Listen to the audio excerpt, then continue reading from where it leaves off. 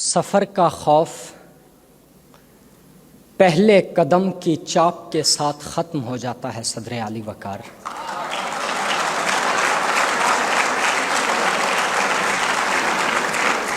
مگر سفر کی سمت کا تعین محض پیروں کی حرکت سے نہیں کیا جا سکتا۔ نئے راستوں کے سفر میں خوف ایک سچائی ہوتا ہے، کیونکہ خوف ایک سچ ہے صدر عالی وقار، جو انسان کے وجود میں جاگتی تنہائی کا دیرینہ دوست ہے۔ انسان نے ایک سفر آزمائش کا کیا اور ایک آسائش کا۔ آزمائش کا سفر ہمارے وجود کی بقا کا سفر تھا۔ پیڑوں کی چھاؤں میں حیوانوں کا رزق بنتے ہمارے آبا بقا کی کہانی کا آغاز تھے، تو اونچے مکانوں کے نرم بستروں میں نیند کرتا آدمی آسائش کے سفر سے جنم لیتی کہانی کا مرکزی کردار۔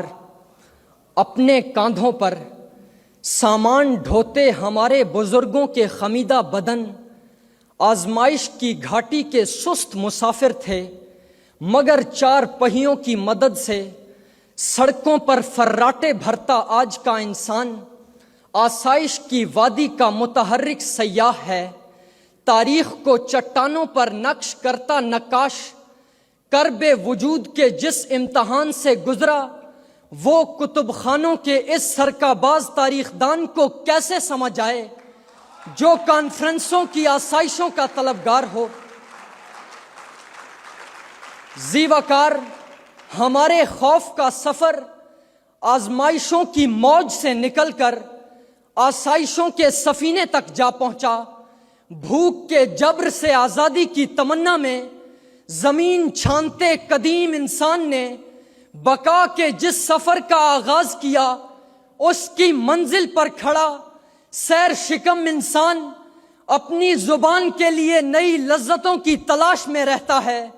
صنعتی انقلاب کی دستک سے قبل اپنے خوابوں کو محض 40 سال کی اوسط عمر کے مطابق ڈھالتے انسان کے دکھ کا اندازہ اس جدید طبی انقلاب کے پروردہ شعور کو نہیں ہو سکتا، جو لامتناہی زندگی کے خواب دیکھتا ہے۔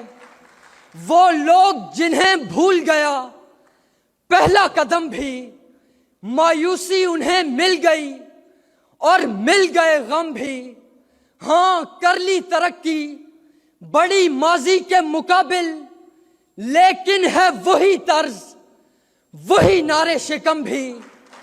لازم ہے کہ احساس کریں، راستہ بدلیں، دن دور نہیں ورنہ کہ ناپید ہیں ہم بھی۔ دن دور نہیں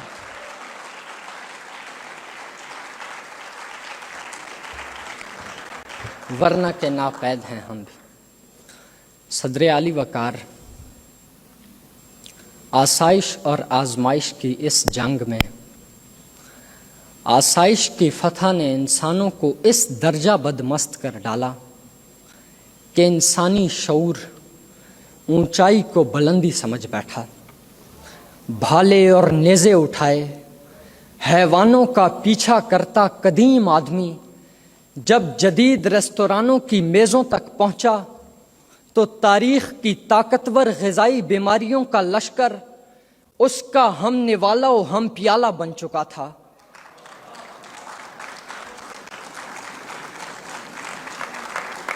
علم کی فراواں آسائش نے لفظ کی حرمت پر پلیجرزم کی ایسی الغار کی کہ جدید ویب سائٹوں کی تاریخ منڈی میں قدم قدم پر نقلی تحقیقی مقالہ فروش اپنی دکانیں روشن کرتے نظر آئے۔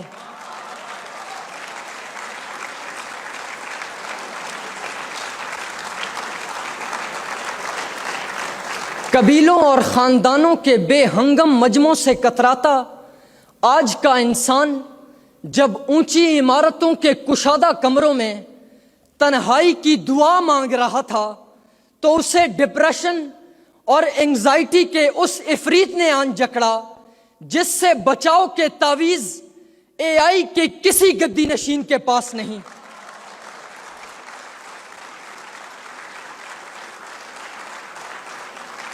محبوب کی منڈیروں تک میر کے مصروں کی ترسیل کے لیے جس فرقت میں قدیم عشق جلتا رہا، وہ آسائش کی کچی ڈوری سے بندھے جدید جذبہ محبت پر کیسے کھل سکتا ہے؟ پتیوں کے دامن سے ٹپکتے پانی کو حلقوم کی بنجر گھاٹیوں سے اتارتا فطرت کا بیٹا آسائش کے ایسے موڑ سے گزرا جہاں پانی بوتل میں تو اتر آیا مگر فیکٹریوں کی ناف سے نکلتا آب فنا اور چمنیوں سے بنتی قاتل گھٹا اس کے پھیپھڑوں کے گرد شکنجہ موت کستی رہی اور آنکھوں کی سفیدی پر سرخ لکیر کھینچتی رہی جو سنگ در پہ نئی ایک لکیر کھینچتا ہے۔ یہ رنج روز خوشی سے اسیر کھینچتا ہے۔ میں پوچھتا ہوں کہ بھائی میرا قصور ہے کیا، تو وہ جواب میں ترکش سے تیر کھینچتا ہے۔